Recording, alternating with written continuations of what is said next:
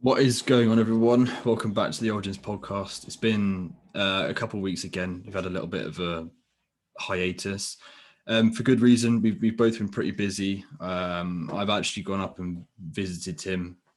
When was it? Last week? Yeah, beginning of last week. Last week, yeah. So we've both had a fair bit going on. There's a fair bit to talk about as well and to update you guys on.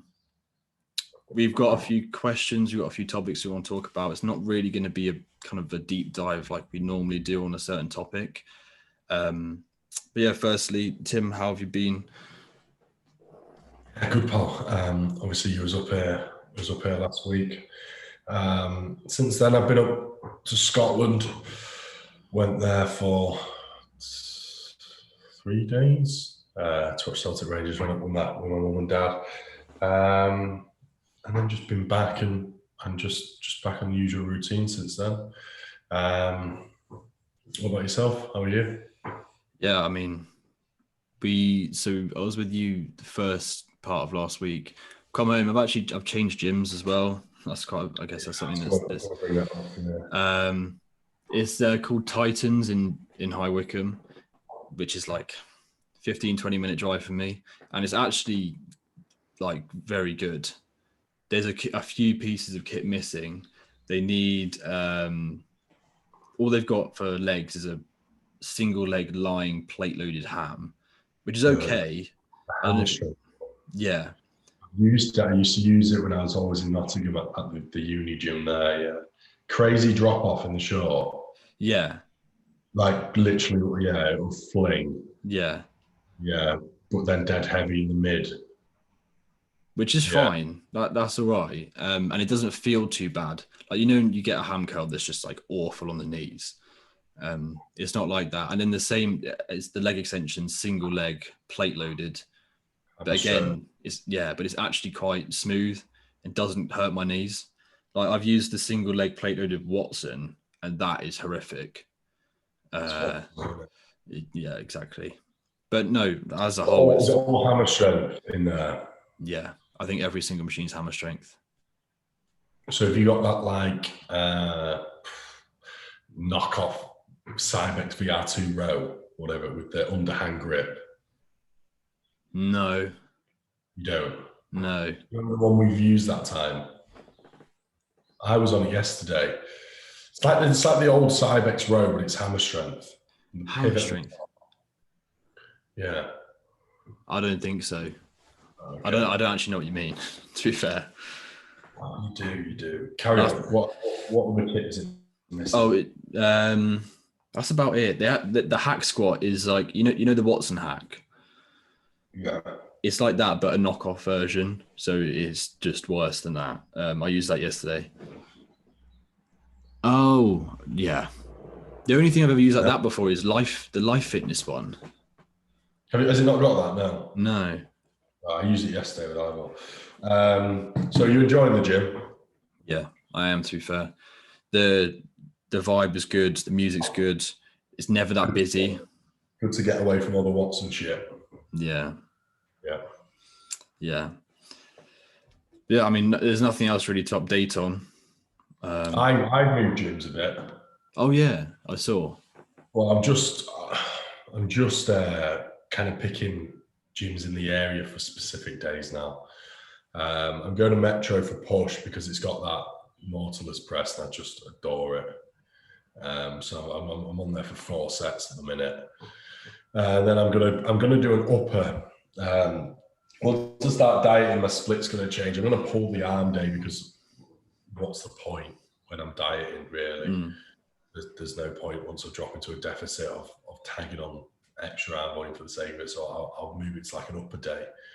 And I think I'm going to do that at Ultraflex Normanton, which is about 45 minutes away. Isn't that where Ivor trains? I've seen him train there before. He's Leeds primarily, but he goes there. I think he goes there once a week as well. So we might make it a Friday thing together or an upper day because he's got an upper too. And then I can be there every week with him during prep as well. Which is good. But I think they've got like, I think it's almost as kitted out as Rotherham. I think it's a similar layout to although I think they've got enormous pull downs presses. Bits of like road kit that you don't see everywhere as well. So I'm excited to go there. I'm going down there on Friday for the first time. And then I'm going to do legs at Metro as well because I've got the Cybex pivot press and I've rinsed that. I don't know if you know, at York, they've got, it's like a knockoff hammer strength press, leg press. Is that why it's got the massive foot plate? No, that was the Watson. I swear the hammer strength one also has a massive foot plate. At York? Yeah. No, it's like metal. Yeah. But it's horrible. It just sticks. We have to, when me and Christian use it, we have to use WD-40 spray on it just to get it to move. So I'm going to go use the Cybex pivot press, and I've got like Cybex leg extension and ham. So I'll do that there. So it might just be once a week at York doing pull. So I'm moving gyms a bit, but it spices things up a bit as well, going to different sessions, different gyms. I would do that because there is another gym nearby that has like Nautilus flat press, the Cybex hack, like the original Cybex hack in there. Yeah. But because of the prices of gym memberships down here, like I'm be spending like £100 a month on gym memberships. What just a day pass once a week for legs? I could. I'm just going to day pass Normanton every week. Yeah. I think it's £7. It's 10. It'll be a 10 minimum down here. So I guess that's £40 a week. But would a membership be more than 40? 40, 50. Jesus Christ. It's silly, isn't it? Get up, Noel. Yeah. I would if I could. I know you would. So anything else really to report? What's training been like? Obviously you've been going to the gym, but have you started pushing up again or? So a couple of weeks before I came to you, I'd held at like 192-ish. And because I'd pushed up quite fast. I think I said this in the last podcast. I pushed up quite quickly. I just wanted to hold it for a bit. I did that. I came back from yours, right? So I was in Manchester that Saturday with Leah. We went out for food and whatever. And then we went out for sushi on Monday, I think it was. Came back, it was my brother's birthday, and then I went out with Leah and her mum on Saturday. So basically every single night last week I had an off-plan meal, and Sunday morning I was like 197. So I'd gained like £5 in a week. So I was like, fuck me, I'm gonna have to either pull it back or just hold it again. Did you look shit? Was it fluid? I felt horrible. Yeah, it was horrible. But then I ate normally on Sunday, and then I was down to like 193 on Monday morning. So I've bumped calories up a little bit and just trying to progressively push up to 200 plus, and then I'll just see where I'm at there. Back to 227. Yeah, within 2 weeks again. I can't believe you're 227. Mad. I think the highest was 229, and that was in prep. So that was when I pulled food down. The highest weigh-in. What do you mean? You pulled food at prep and you ended up at 229.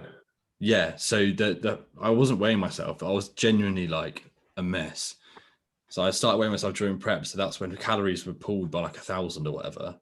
So pre-prep, I probably would have been higher than 227 or 228 or whatever it was. That's ridiculous. Yeah. That's ridiculous. So yeah, smart. I've just been holding the best I can. And then I started diet on Monday. Needed, yeah. It's also just needed mentally, just for another goal.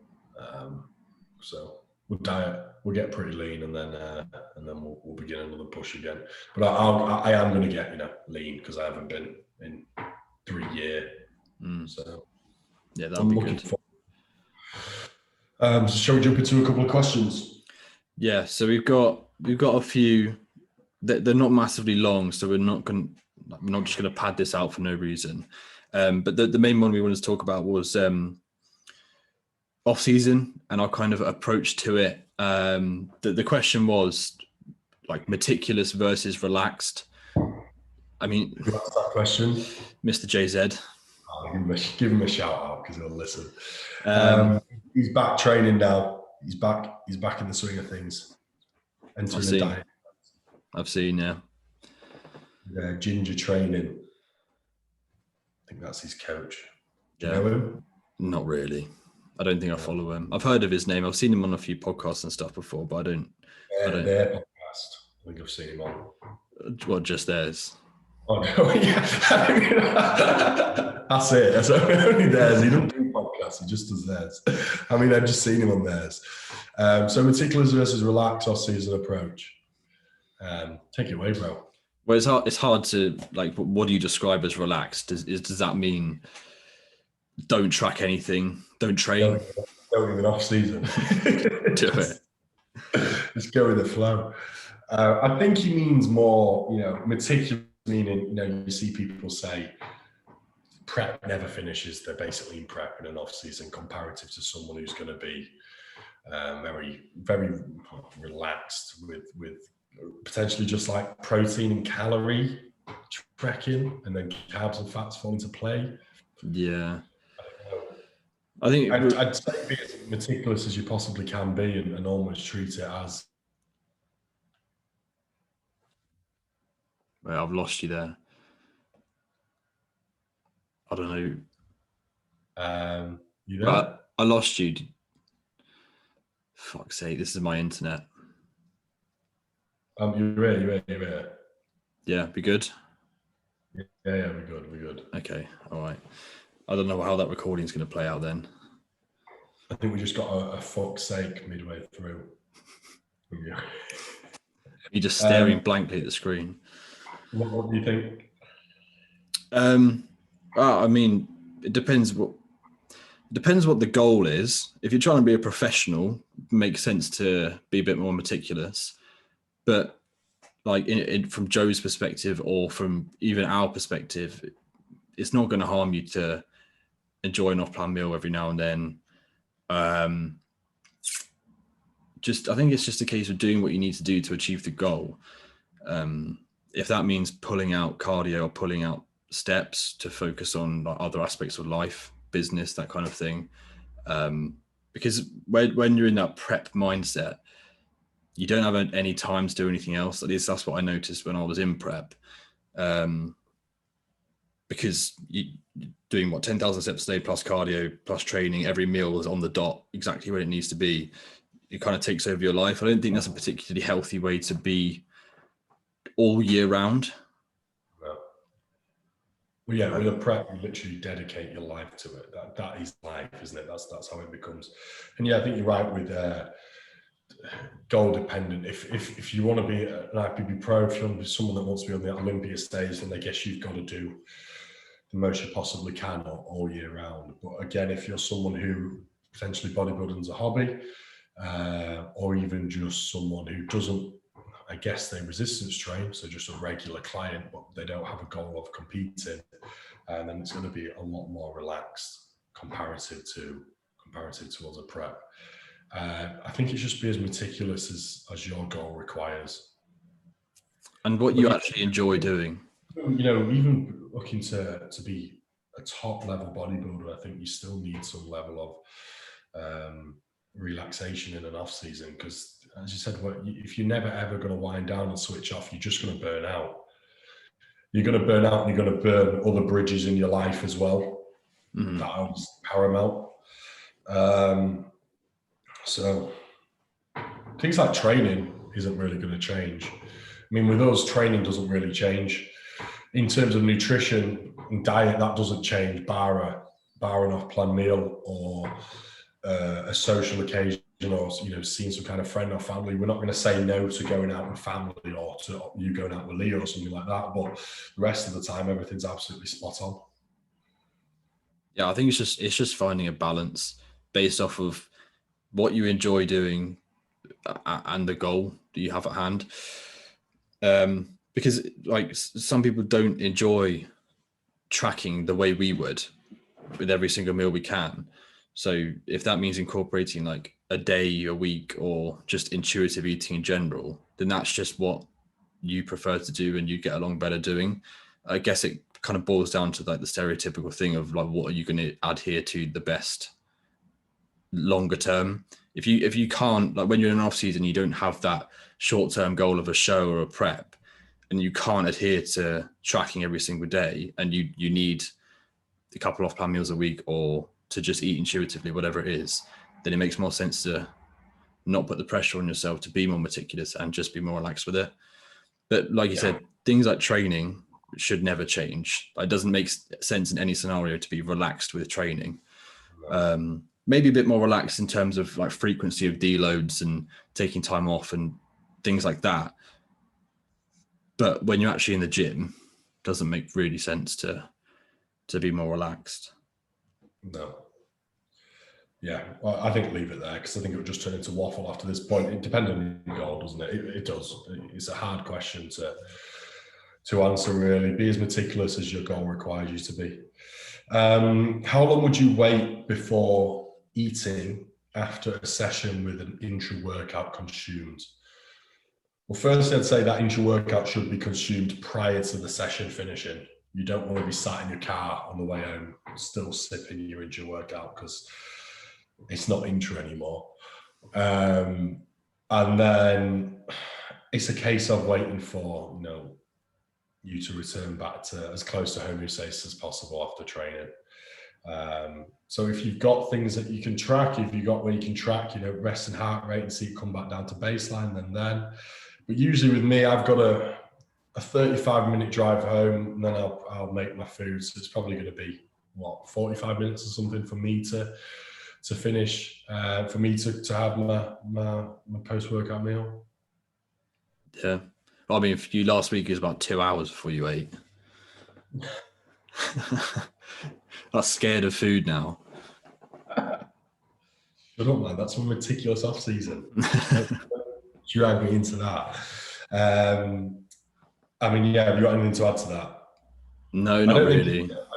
I think it's a micro variable that you shouldn't really be crazily focused on until everything else is absolutely nailed.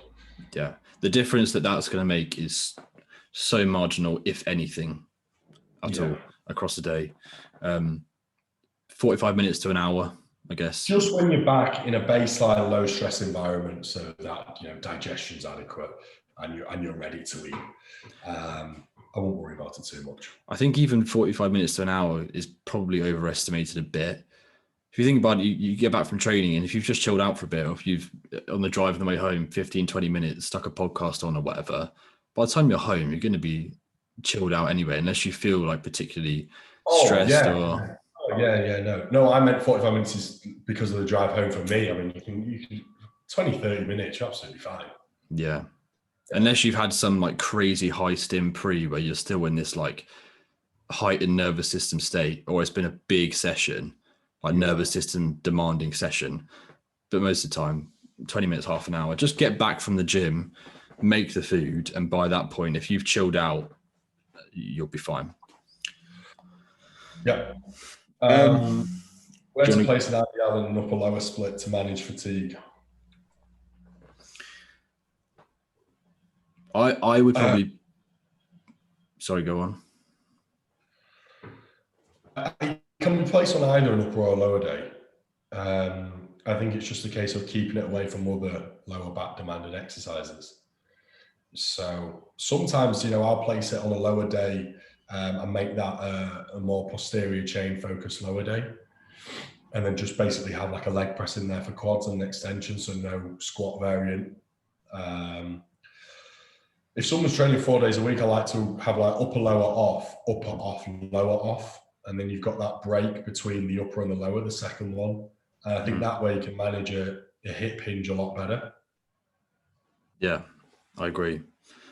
Because that way you can, with an upper, obviously, sometimes you are limited with the amount of exercise you can get away with. You don't want to be in there doing 12, 13 exercises, boxing off a full upper. And I find that, throwing a hip hinge on that upper day can sometimes take away from other exercise where you could be performing it, where you can throw it into a lower day and make one or more quad focused lower day, one or more a posterior chain lower day. Yeah. And if you so I know a lot of people that do run upper lower, it's because they can only train like during the week. So it'll be upper lower off, upper lower off off. It would make sense to put that hip hinge on like the second lower day. So you have then that 2 days to recover from it going back into the split next week. I think you've nailed that there, to be fair. But again, it can be placed in either, but it's just the case of managing the fatigue and keeping it away from other lower back demanding exercise and heavily demanding exercise in general as well.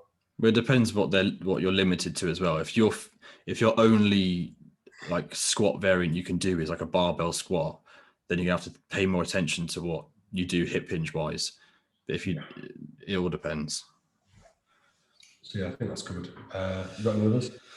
I've got a couple. So we've got one question that Leah asked that we'll do quickly is, do you miss football? Taking it away from bodybuilding a little bit. So do I miss playing football? Playing football, yeah. Not watching, because all I'll do is watch football. If no one, people that know, all I do is watch football. Every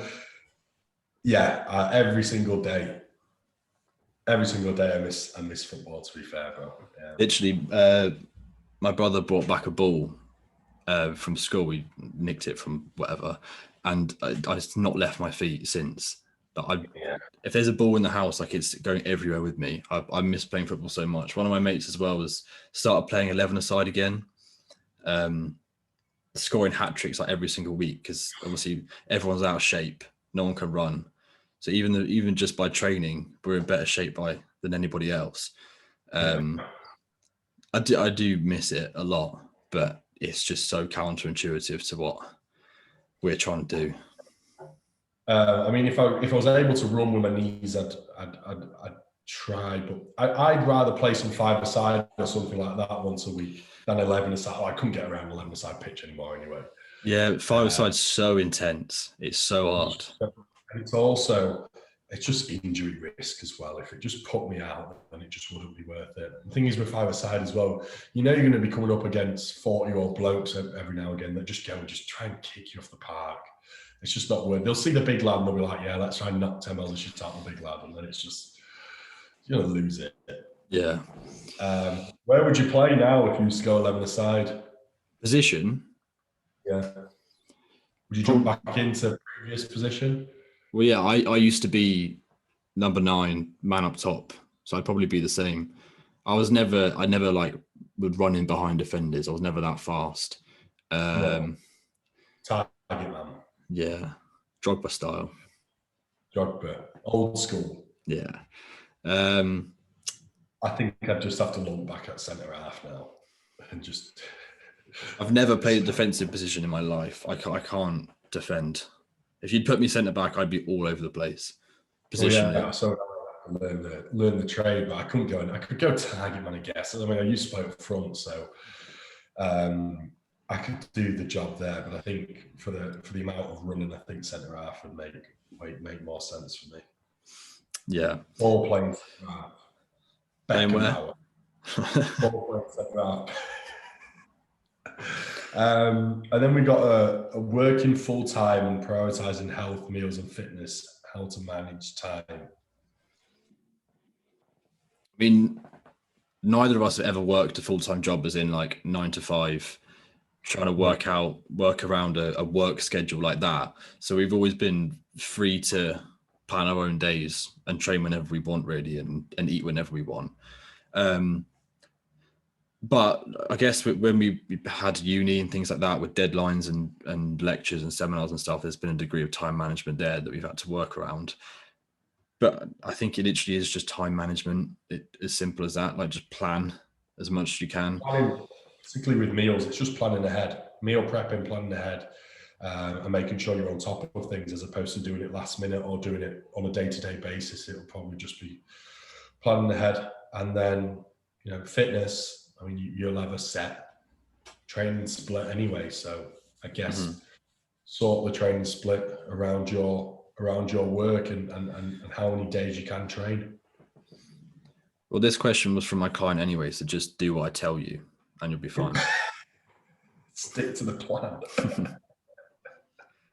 I think You got him training 7 days a week on a bro split. Obviously. Of course. All my clients want a bro split. I tell you what, I'm actually putting Wolfpack on the bro split. Really? Yeah, we're changing it up this week. Fairs. I think I can see that working with Wolfpack. Josh, definitely. Yeah. So I'm currently in the process of doing that. So we'll see how we. Is there any reason for that? Has he requested it? Because all American pros are on bro split, so we're getting Josh on one. No, it's because he's had this crazy back injury for so long. Yeah. And we're just kind of padding out and spreading out sessions across the week, so he's not loading his back as much as he usually is, and legs are then going once a week. And we can just dedicate a bit. We've got the ability now, because of the amount we can train legs and lower back load, we can dedicate volume to other areas. So we're just going to jump onto a bro split, and it's something he wants to do as well. It'll be a little bit of a refreshing change, and we'll see how he gets on. Yeah, that'll be interesting. Goes against everything we've ever spoken about, but we're also going to chuck flat bench in there with everyone with a big chest. Flat benches. Do you know what you should add? Dumbbell bent over rows. That too, but hack squat, no reverse band, but your heels have to come up.